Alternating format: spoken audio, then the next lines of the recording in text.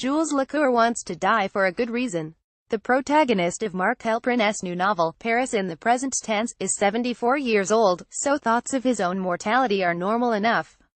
That's especially true since the death of his adored wife, Jacqueline. He has been haunted since he was a small boy by the deaths of his parents during the Holocaust. He has had a good life in many ways, but his career as a music teacher at Paris Sorbonne is winding down without ever having soared. He is a talented teacher, but, as a cellist, he never became a star performer or composer as he had once dreamed. Jules, however, is in splendid health thanks to his daily routine of swimming, running and rowing in the Seine. Had anyone seen him on the river, glistening with sweat in the August heat, he could have been mistaken for a muscular athlete in his late 40s or early 50s, Helprin writes. It took work, a lifetime of discipline, showing up when miserably cold and rowing or running through snow or sleet, never eating quite as he might like, and losing precious hours he might have spent in furthering his career. But Jules had resolved from early on, even before he knew it, that until the day he died he would be strong enough so as never to be unable to defend himself. The reader will learn that Jules feels not only the need to defend himself but to come to the defense of others, an instinct that will involve him in shocking violence, an instinct whose source deep in his childhood will be revealed only slowly. Helprin has written other novels that focus on an older protagonist looking back on life, such as A Soldier of the Great War and Memoir from a Man-Proof Case. He is also a conservative political commentator who writes often for the Wall Street Journal and other publications, but politics are not in the foreground in this novel. Instead, Helprin focuses on Jules' personal life in both present tense and past. In the present, one of the loves of his life is his grandson, Luc, who is gravely ill. It seems like a miracle when Jules' old friend François, a celebrity philosopher, a species not found in this country but common in France, gets him a gig writing signature music for a vast, global insurance company called Acorn. Jules might make $1 million, enough to send Luc and his parents to Switzerland or the United States for treatment that could save him.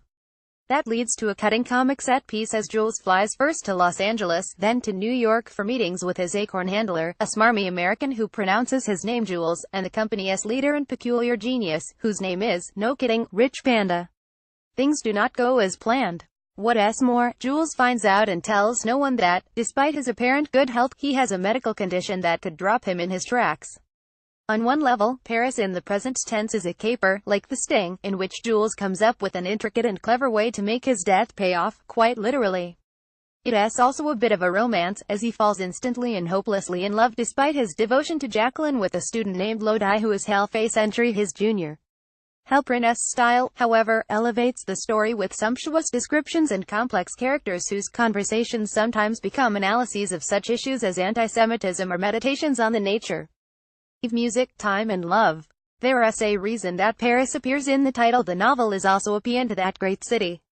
Jules has lived for decades in an apartment in the stunning mansion of a billionaire friend in Saint-Germain-en-Laye, a beautiful suburb west of Paris whose elevation gives it views of the city's whole sweep.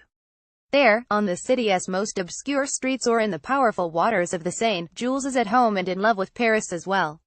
As he puts the pieces of his life's last work together, he goes to visit the Louvre, music playing in his head from memory. As he walked through Paris, music deepened the sight of everything. From jets inscribing white lines across a powder blue sky, to leaves shifting only a few millimeters in the bright sun, or the grace of a woman moving through a garden, never had the world seemed so beautiful and forgiving. Contact Colette Bancroft at email protected or 727-893-8435. Follow at Colette. Paris in the present tense of Mark Helprin. Overlook Press, 394 pages, $28.95. Times Festival of Reading. Mark Helprin will be a featured author at the 2017 Tampa Bay Times Festival of Reading on November 11 at the University of South Florida, St. Petersburg. He will speak at 11 a.m. in the Poynter Institute Barnes Pavilion.